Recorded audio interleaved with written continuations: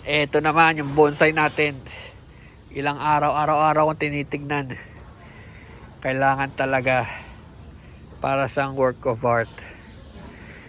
Masyadong magulo dati. Kaya tinanggal ko, overgrown. Ito yung front niya. May bato. Ito simento. So nagkaroon na ng mga overgrown dito sa likod. Ayan.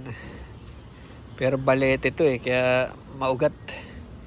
Pero dapat pala ang focus lang talaga dito sa kakaunting branches dito para ma-appreciate mo yung branches. Hindi magulo.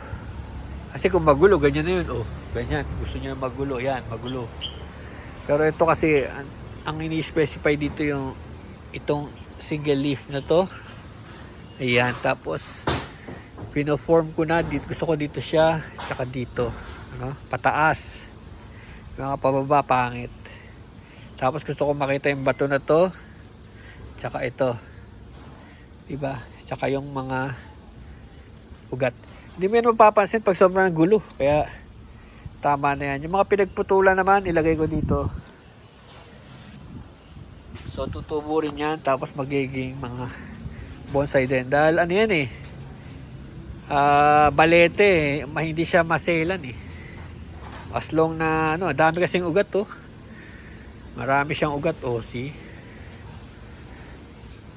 Talagang bubuhayin niya yung sarili niya dahil may mga ugat siya coming from everywhere. Ito naman, pinutol ko ng lagarin, nilagyan ko ng glue. Yan.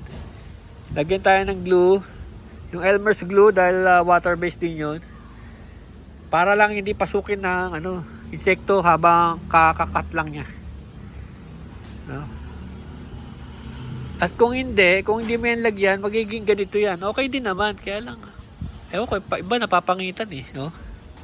Ito galing to sa ano eh. Nagkaganyan yan dahil di nilagyan ng glue. Ayan, no? O ano na yung langgam, oh. Kita niya, naamoy niya matamis. Okay, yung project natin bonsai. Update.